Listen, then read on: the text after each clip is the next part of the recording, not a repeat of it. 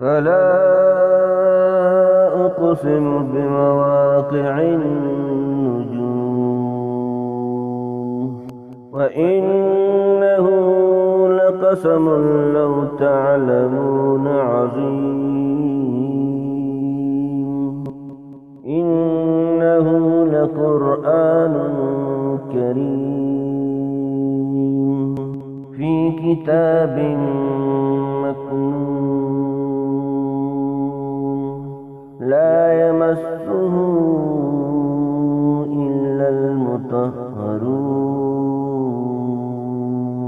تنزيل من رب العالمين أفبهذا الحديث أنتم مدهنون وتجعلون رزقكم أنكم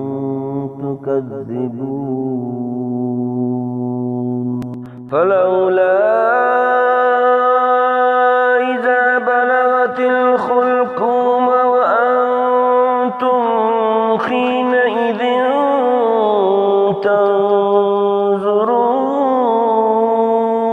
تنظرون ونحن أقرب إليه منكم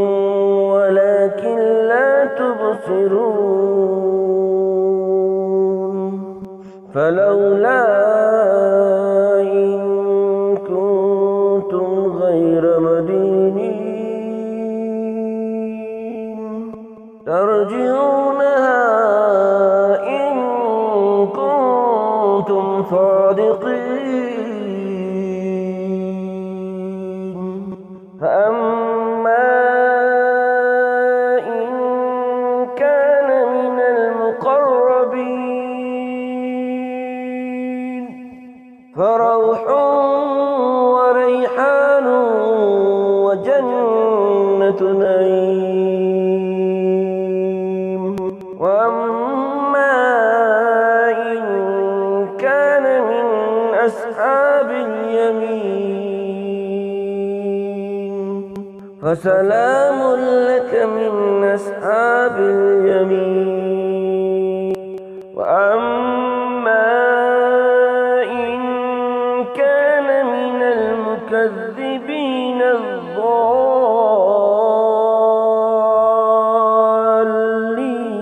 الضالين